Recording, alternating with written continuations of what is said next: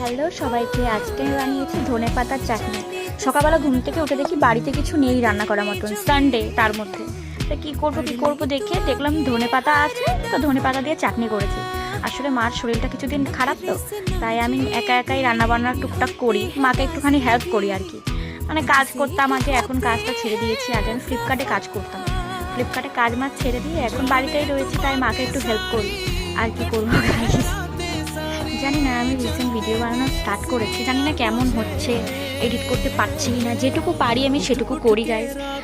আমি এই নর্মাল সাধারণ বাড়ির জীবন যেরকম চলে আমাদের মেয়েদের, সেগুলোই দেখাবো। বেশি কিছু আর দেখাতে পারবো না, যেহেতু আমি এখন কাজ মাজ করি না, আগে কাজ করতাম। ঠিক আছে, কলেজে পড়ি এখন আপাতত, আর বাড়িতে টুকটাক কাজ করি, ওগুলোরই ভিডিও বানাই।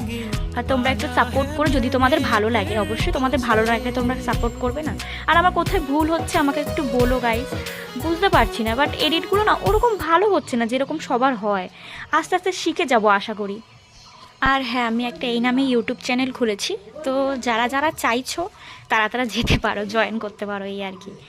আমি এখানে ধনেপাতা মনেপাতা সব কিছু কেটে নিয়ে সব কিছু একটু মিক্সিতে পেস্ট করে দেন কড়াইতে, যেহেতু কালো জিরে ছিল না আমার বাড়িতে, কালো জিরে থাকেই না আমার বাড়িতে কোনো দিনও, কালো জিরে ছিল না, তাই আমি জিরে ফোড়ন দিয়ে লঙ্কা দিতে পারিনি, কারণ মার শরীর খারাপ, তো মা লঙ্কা ঝাল খেতে পারবে না, তো আমরা খেয়ে নেবো ডোলে।